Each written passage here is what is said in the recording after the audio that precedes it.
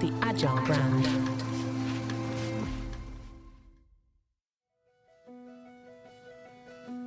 Welcome to Season 6 of the Agile brand, where we discuss marketing technology and customer experience trends, insights, and ideas with enterprise and technology platform leaders.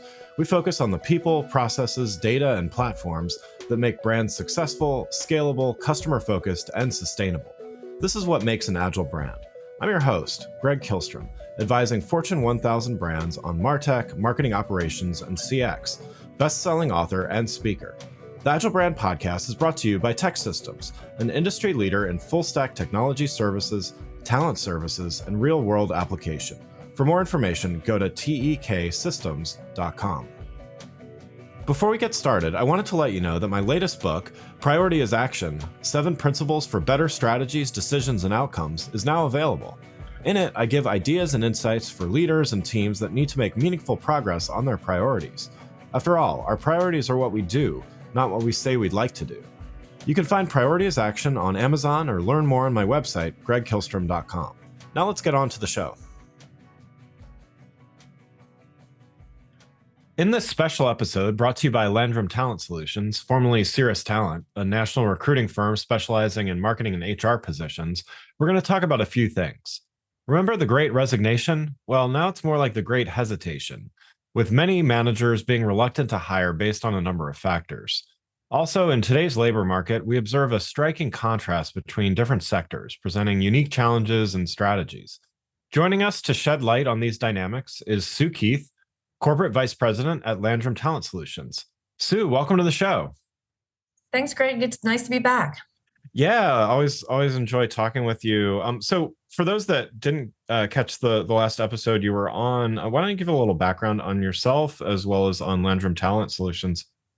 Sure. I'm a corporate vice president with Landrum Talent Solutions. About 18 months ago, our firm Ceres Talent, which specializes in marketing positions, was acquired by Landrum HR, a 50-year-old HR services company in Florida. A few years prior to our joining Landrum HR, they had acquired HRQ, a search firm that specializes in HR positions. And just in January, we brought the two teams together. So Ceres Talent HRQ became a national specialized recruiting firm for marketing and HR roles. And at that point, we realized it didn't make sense for us to have two brands in the market. So just this past July 1st, we announced that we had rebranded the new business unit to Landrum Talent Solutions. And, I've had several people ask, well, isn't it sad to, give up your company name after all these years? And I'd say it's a little bittersweet, but ultimately we're all marketers. So this was an easy decision for us because it made strategic sense for the business, for a go-to-market strategy. And it was fun to work with an outside agency again and work on our naming strategy and messaging. That's great, and congrats on the on that change as well. So let's dive in here and talk about a couple of things that I mentioned at the top of the show. I mean, first, I want to talk about what you've referred to as the tale of two economies. And so, as the U.S. job market exhibits starkly different conditions between hourly and white-collar jobs, let's talk about some of the reasons behind these differences. So, can you elaborate on what you describe as this tale of two economies in the current U.S. job market, particularly the contrasting situations for hourly versus corporate employees? Absolutely. So I think we all know, whether it be from ongoing media coverage or the fact that every restaurant you go to is still really understaffed. Just last week, I met a client for lunch and the bartender was the waiter for the entire restaurant. Wow. Yeah. So we continue to have record low unemployment, although according to Jay Powell, it's creeping up a little bit. And businesses are continue to struggle to find hourly workers. And the key word in what I just said is hourly.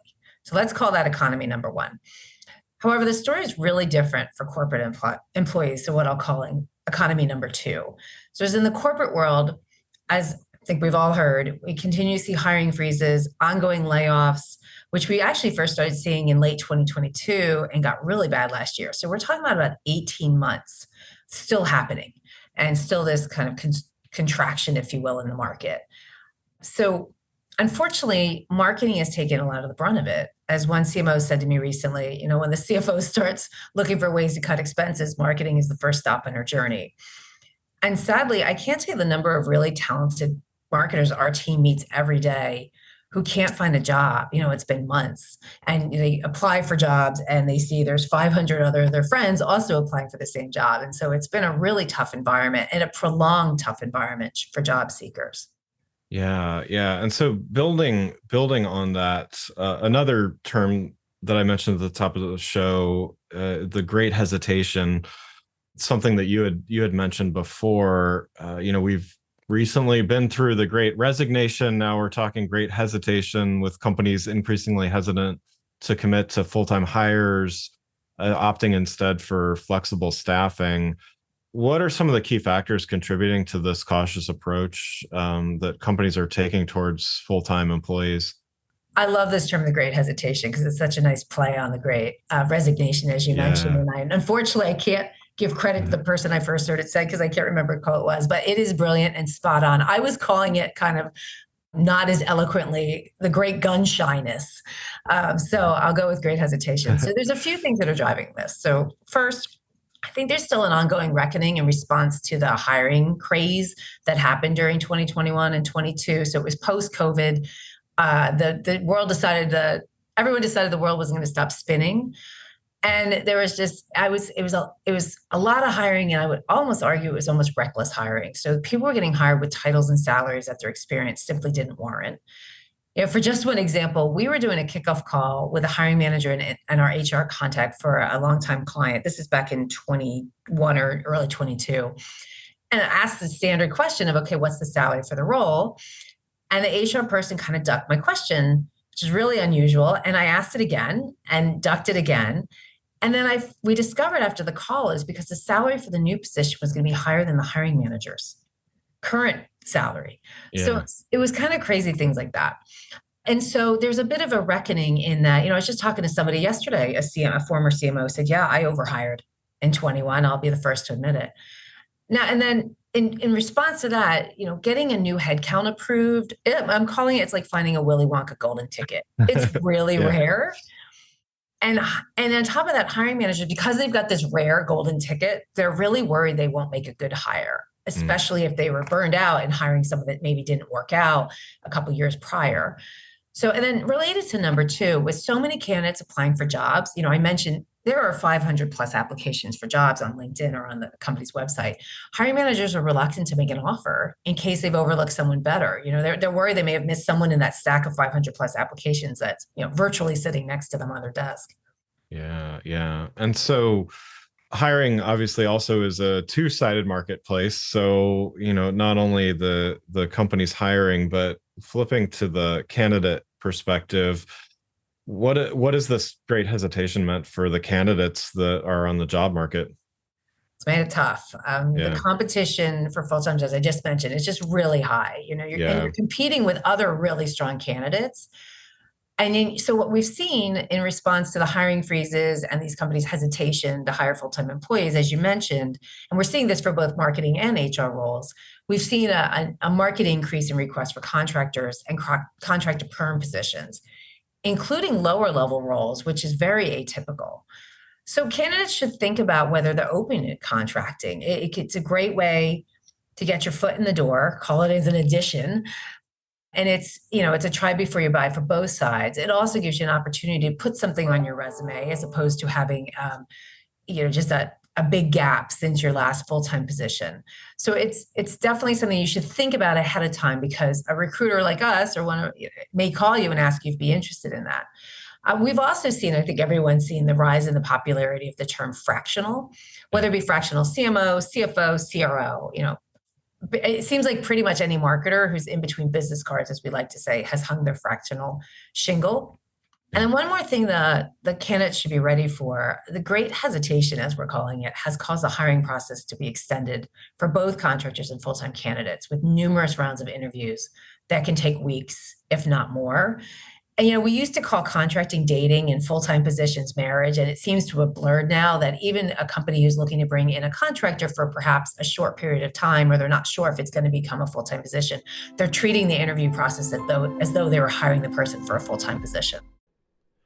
I'm excited to announce an exclusive offer that will enhance your listening experience of the Agile Brand with Greg Kilstrom podcast. You can now listen to my show, The Agile Brand, completely ad-free on your favorite listening apps like Spotify and Apple for just $4.99 a month, giving you access to all the great conversations with top thought leaders in marketing technology, CX, and more without the ads. To learn more and sign up, follow the link in the show notes to listen to The Agile Brand completely ad-free. Check it out now. And so, kind of what you're mentioning is it's not only beneficial to the hiring company, but it can also be beneficial to the candidate, right? I mean, there's because everyone's is it great hesitation kind of on both sides, in other words, as far as like candidates almost preferring being contractors to start as well to kind of test the job? It's, I don't know if it's that as much as it's, hey, I'm out of a job and this is an opportunity. I Yeah. will say, if you want to apply the great hesitation to candidates, if you have a job, if you're currently employed, you are very unlikely going to leave to take what I'll call a maybe job, which is a contract to perm position, because there's just no guarantees. So you're not going to leave something that's safe, or at least relatively safe these days, for a contract position. And there's a lot of folks also not being willing to change from their current full-time job to another full-time job, just because they've seen, where they are is safe and known, and moving to a new company is not as safe. And, I've talked to a lot of marketers who move to a new company just to be laid off a couple months later. Yeah. So the great hesitation is definitely applying. If someone is currently employed, they're being very risk averse. Yeah. Yeah, makes sense. And so, building on that, I mean, with the increase from the hiring side, increase in requests for contractors and fractional, you've mentioned some of the reasons here, but even for fairly extensive and very visible roles, why are companies more comfortable with this than they have been in the past? I think it goes back to the hesitation in either there's just a lot of angst right now about hiring. And so, many companies have frozen headcount or laid off portions of the marketing team, but the work still needs to get done. And I would say there's a lot of marketing teams really running as skeletal crews right now. People are getting burned out because there's so few people, but it's the same amount of work, maybe more. The expectations might be even higher. So CMOs are able to get approval to bring in a contractor, because typically that budget is in a different place than your kind of HR headcount budget. So you're just using some of your discretionary marketing dollars to hire a contractor, as opposed to, let's say, running a campaign. So what they're saying is, okay, let's bring in someone on a contract to perm basis. Let's hope they excel in the job. And then the CMO can make the case for converting that person to a full-time employee. So if the CEO has been hesitant to commit to full-time, you could say, okay, this person has proved that they're going to excel in this job. And so that seems to be the approach a lot are taking, is they're being able to get approval to bring in a contract to perm, but not a direct full-time hire. I mentioned too, this is happening at lower level positions, which has been, I mean, it's very unusual. We haven't seen this in my 11 years of doing this. And partially because I'll call it a normal market, entry level or early career employees they're in full-time jobs. They're looking for a W-2, they're looking for benefits, et cetera. So they're not, as I mentioned, they're not going to leave a safe place to go to a maybe job. But today, given the market, a lot of these folks with 3 to 7 years of experience are interested and available to do contract to perm because they've been laid off. So on the flip side, we've also seen a request coming in for, pretty, as you mentioned, visible roles where, there's a lot of interaction with external stakeholders, or, some of these just visible within the company. And in previous years, you wouldn't have seen a company bringing a temporary resource to fill that type of position. Yeah, yeah. And you've touched on this a bit already, but just wanted to also talk about this hesitation. It's not just being cautious, and it's not just dragging out the process from the candidate perspective either. It's having impacts on companies, right, themselves. So, could you talk a little bit more about the impact that these prolonged hiring processes and kind of the hesitation is having on both the companies as well as the candidates. I mentioned the burnout. Yeah, There are just marketing teams or individuals on marketing teams who just feel like they're doing, three jobs yeah, in one, and there's been no additional compensation for those two additional jobs.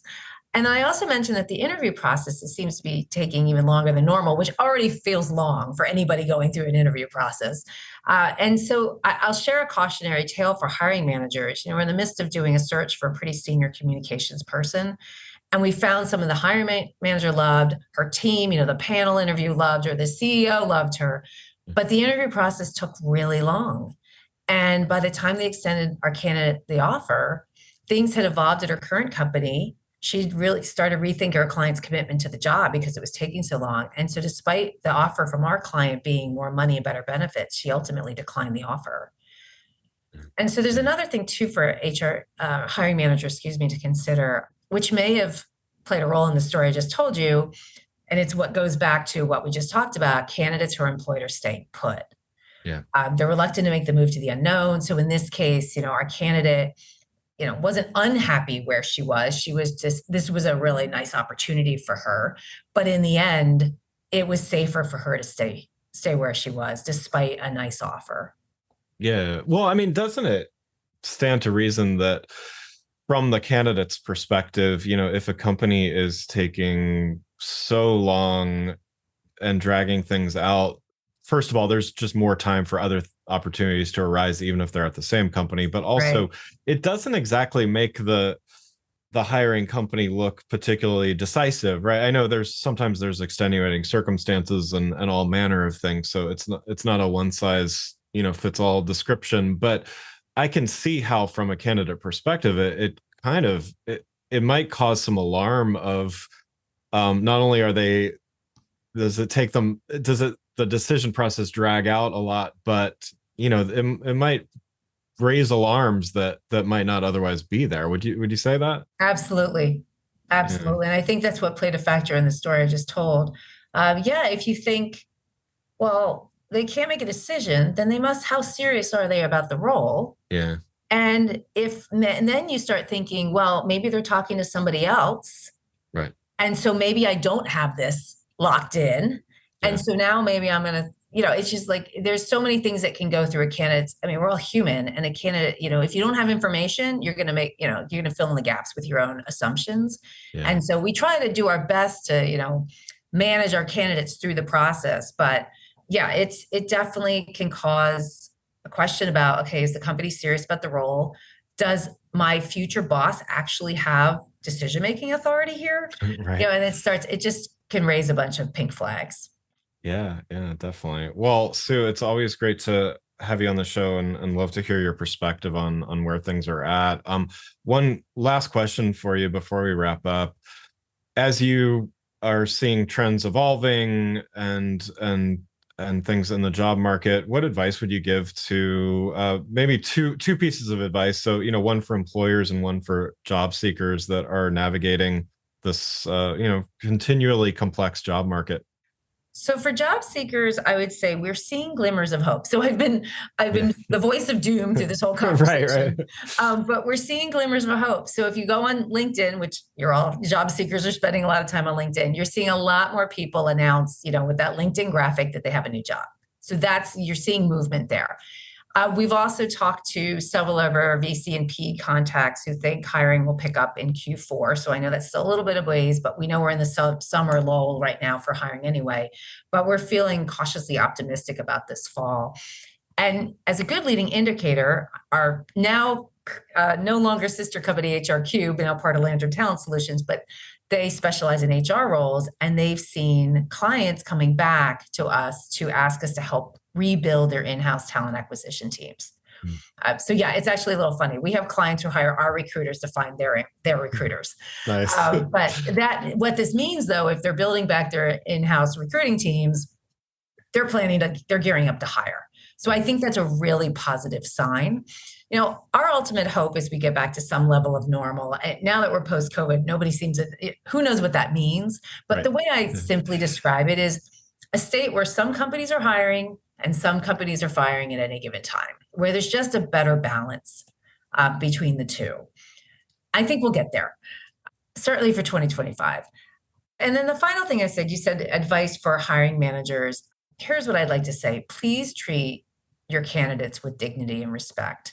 There's a human behind every resume, and that can sometimes get forgotten in the fray of interviewing a lot of people. So just make sure everybody is treated with dignity and respect, and they get some sort of closure, whether it be just a simple, we've gone a different direction or something, but just something that doesn't leave them hanging. Because being on the job market is a really, really, no one, let's just put it this way, nobody wants to be in between jobs. Yeah, definitely. No, that's great advice. Well, again, I'd like to thank Sue Keith, Corporate Vice President at Landrum Talent Solutions, for joining the show. You can learn more about Sue and Landrum Talent Solutions by following the links in the show notes. Thanks again for listening to The Agile Brand, brought to you by Tech Systems. If you enjoyed the show, please take a minute to subscribe and leave us a rating so that others can find the show more easily. You can access more episodes of the show at www.gregkillstrom.com. That's GregKilstrom.com. While you're there, check out my series of best-selling Agile brand guides covering a wide variety of marketing technology topics, or you can search for Greg Killstrom on Amazon. The Agile brand is produced by Missing Link, a Latina-owned, strategy-driven, creatively fueled production co-op. From ideation to creation, they craft human connections through intelligent, engaging, and informative content. Until next time, stay agile. The Agile Brand. This episode is brought to you by the Yap Media Podcast Network. I'm Hala Taha, CEO of the award-winning digital media empire, Yap Media, and host of Yap Young and Profiting Podcast, a #1 entrepreneurship and self-improvement podcast where you can listen, learn, and profit. On Young and Profiting Podcast, I interview the brightest minds in the world, and I turn their wisdom into actionable advice that you can use in your daily life. Each week, we dive into a new topic like the art of side hustles, how to level up your influence and persuasion, and goal setting. I interview A-list guests on Young and Profiting. I've got the best guests, like the world's #1 negotiation expert, Chris Voss, Shark Damon John, serial entrepreneurs Alex and Layla Hermosi, and even movie stars like Matthew McConaughey. There's absolutely no fluff on my podcast, and that's on purpose. Every episode is jam-packed with advice that's going to push your life forward. I do my research, I get straight to the point, and I take things really seriously, which is why I'm known as the podcast princess and how I became one of the top podcasters in the world in less than 5 years. Young and Profiting Podcast is for all ages. Don't let the name fool you. It's an advanced show. As long as you want to learn and level up, you will be forever young. So join podcast royalty and subscribe to Young and Profiting Podcast, or YAP, like it's often called by my YAP fam, on Apple, Spotify, CastBox, or wherever you listen to your podcasts.